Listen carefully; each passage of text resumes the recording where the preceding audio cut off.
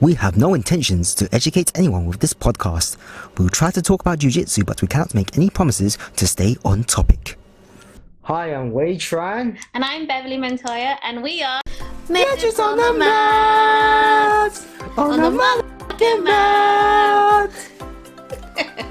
And we are little people having a little talk about our fun size experiences in BJJ and everything in between. The fuck was Is that you? Yes, man. How rude. How rude? No, it's just Marcel. She's not rude.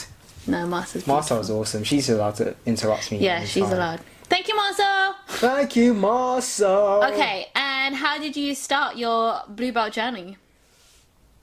I started by joining a gym Like, do you in remember? Vauxhall. Remember, like, have been watching Avatar? I'm sorry, I'm gonna be like interrupting. I don't give a You know Avatar. I've started watching Avatar, and it's like fire, water, air, and that's what you sound like. Okay, go.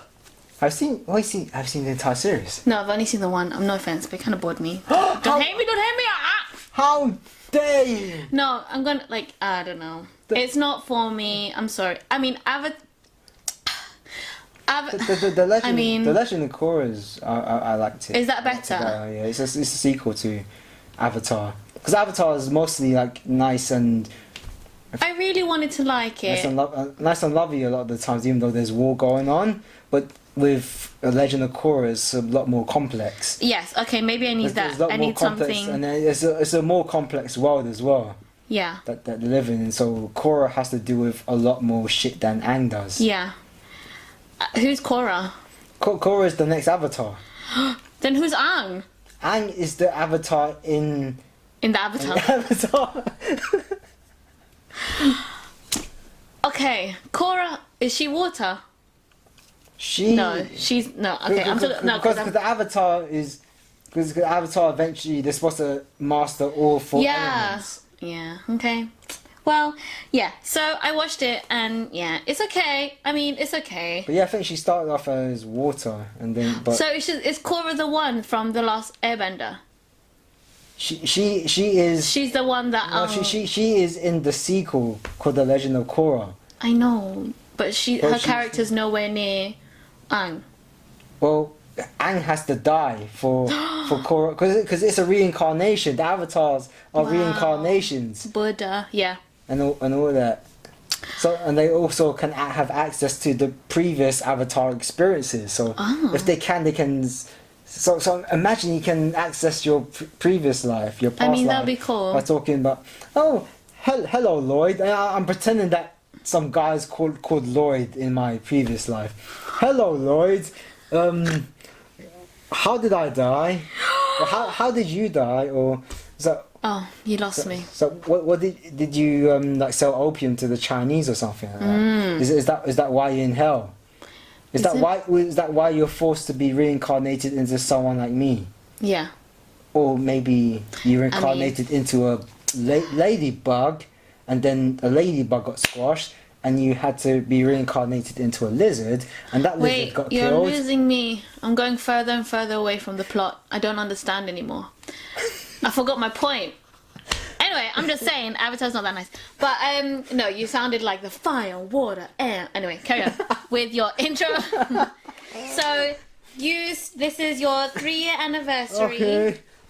Okay, let me start again because I was mocked. Yeah, be natural. Oh, there's the bread thing. I was looking for this. When does it expire? The 5th of September. What's the day? Today's the 2nd. Okay, so you have a bit more time. Yeah. That looks like one of those things you use for snoring? trying to breathe. Yeah. When you're trying to breathe properly. I remember that footballer Robbie Fowler used to put that on his nose. He used to play for Liverpool. I was going to say, do you think we can use that during like jits competitions so it gives us more Vicks in our breathing? So I know. I remember there was a bunch of Arsenal players during that time. They used to rub Vicks on their shirts, or it'd be this shiny thing on their shirts, and I thought, oh, that looked a bit weird. What's that? They look like they drool in on their shirt. Oh no. That's disgusting. So I'm going to talk about how I started. I started on August 2017. I walked into a Vauxhall gym. Vauxhall's in London for people who don't know London. Oh, wait, if you don't know London, we're in England. If you don't know England, we're in the United Kingdom. You're really overestimating our audience. Well, we might... So international. Look, we might have people listening to us from Luxembourg. Ah, don't know what that is. Go on. Luxembourg. Anyway, I've been doing Brazilian Jiu Jitsu for a little over 3 years, although I think with this whole COVID thing, it's probably a lot less than that because I've been watching lots of Jiu Jitsu videos and hugging my grappling dummy whenever I get the chance to. I love hugging my grappling dummy. I've had some changes over the course of the months. I first had my stuffed key. Where are we going? Where are we going? Where are we going? It doesn't matter where we go. Okay, go, Karen. And then Your grappling dummy has evolved. My first grappling dummy is... I first had my grappling dummy at the beginning of COVID. Okay, so carry on. This is good. I stuffed it with I stuffed my geese with a bunch of clothes I'd never ever wear. What a hoarder! And I felt it was a bit too flimsy, a bit too heavy, so I decided to buy a Halloween skeleton, which I thought was the best idea in the world.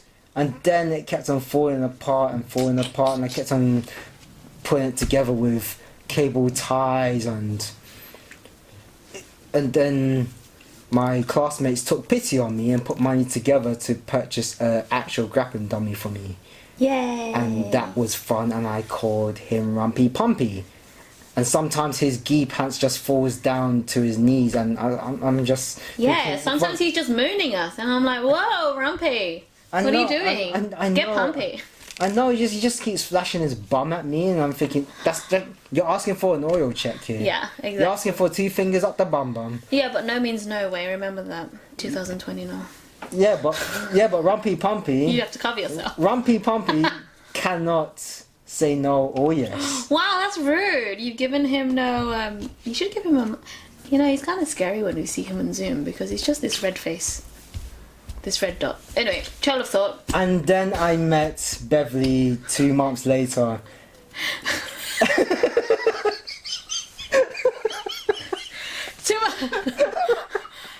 Fuck the timeline. We don't know what's happening. So yeah. So we started 3 years ago.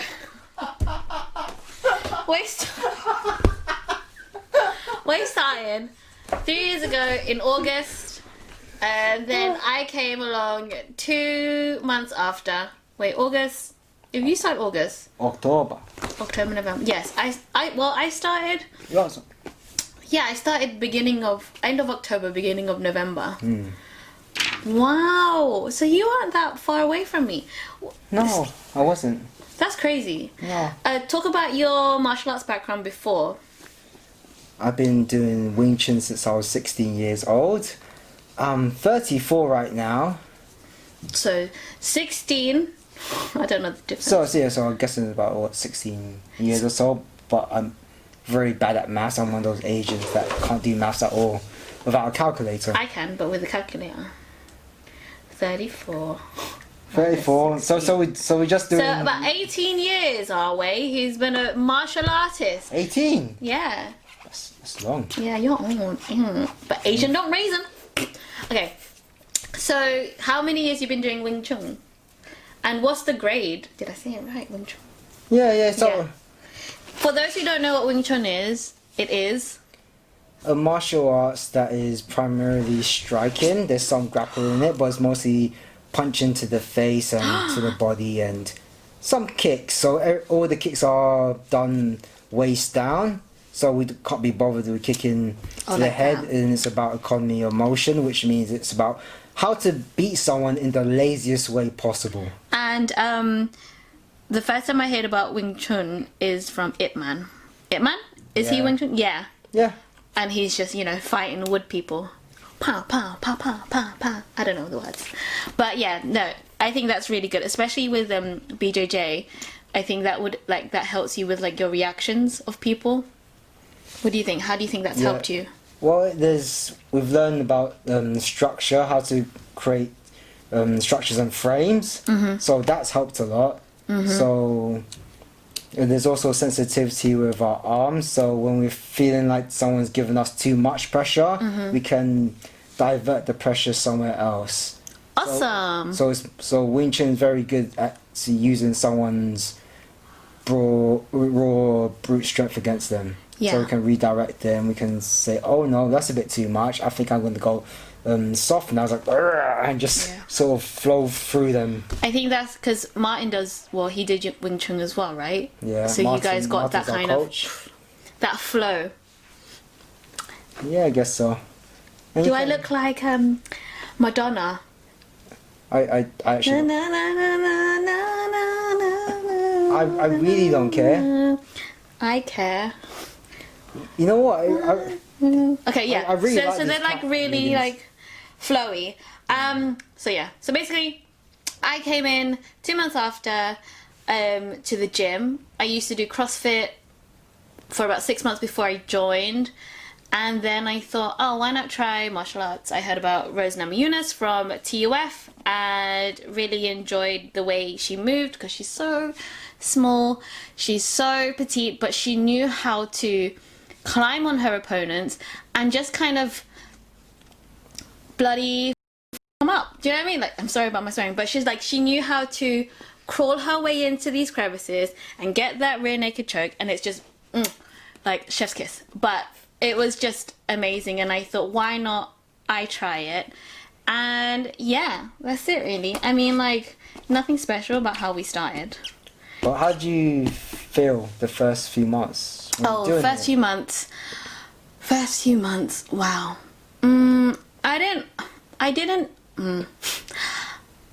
enjoy the drills. No, I didn't enjoy like the warm-ups because obviously everyone knew how to run. I'm not a runner.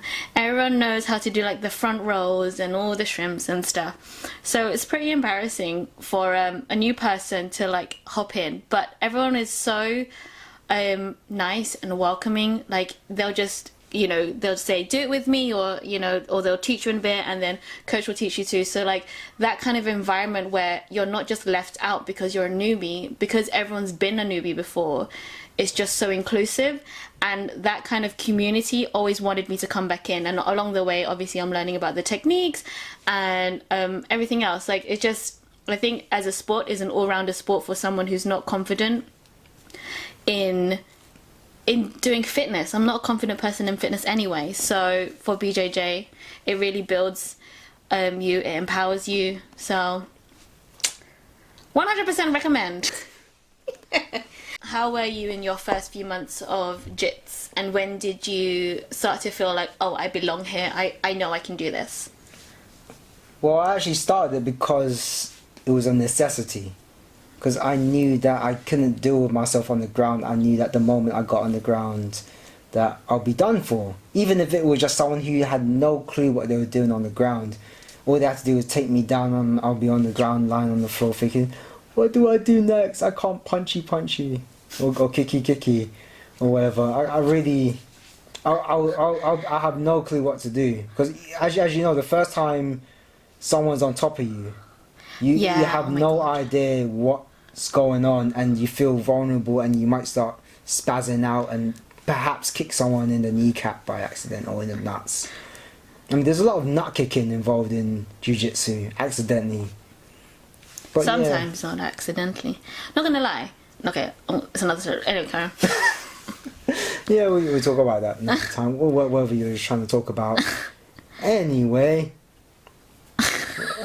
Go on. I lost my train of thought now. You should have a train like choo-choo. Okay. So how you thought about the first few months? What else we're talking about? Yeah, it's my first start was trying to figure out what jiu-jitsu is about. because at the end of the day, I've seen what jiu-jitsu looks like. I've seen what a mount is. I've seen what it looks like to be in someone's guards. So I've watched enough MMA to know. I've seen those positions before, so I'm not oblivious to it. So I've seen Ronda Rousey do her judo throws and her arm bars, and her arm bar and everyone all over the place. Yeah. So I know what an armbar looks like. So when I went into my first jiu-jitsu class, I knew how to do an armbar. Because all you need to know how to do an armbar is you put something behind that elbow, push that wrist down, and bam, you got a submission. Breaky. So when I did my first sparring, I submitted with Sparring? It could be in sparring, it could be in drills. I could have just been a dick and just armbar someone during the drill. You're not like that. So in my first sparring session, I did my first armbar, and then there was a few more armbars after that, and then I got my next white belt training partner and armbarred him a few times, and the coach during that time in that class, I'm sure he thought I was suspicious, because I told him I was a white belt, and he probably didn't believe me after seeing me just armbarring a couple of white belts in my first class. And when I sparred him, he realized very quickly that I had no clue how I got those arm bars at all. Yeah. I kind of found my way into arm bars. Yeah. For a couple of months, I just found my way into arm bars. Because I remember I did... What's Sorry, up? Just looking at myself in the mirror. Oh my god! Look, can you choke me now, bitch? Okay. Go on, sorry. It's like, this is going to look so awkward because there's going to be so much editing involved. So all of a sudden I'm here, that boom. I mean, that's, boom, yeah. Boom. Do it. Oh yeah, and then armbar, and then... Yeah, there was plenty of armbarring going around until even in 2 months into my training, that was the only thing I knew how to do. Was just arm bars. So it got to a point where we did our basic armbar from guard drill, which for some reason I didn't do in my first few months of training at all. So this is the most basic armbar, and I never learned how to do this armbar.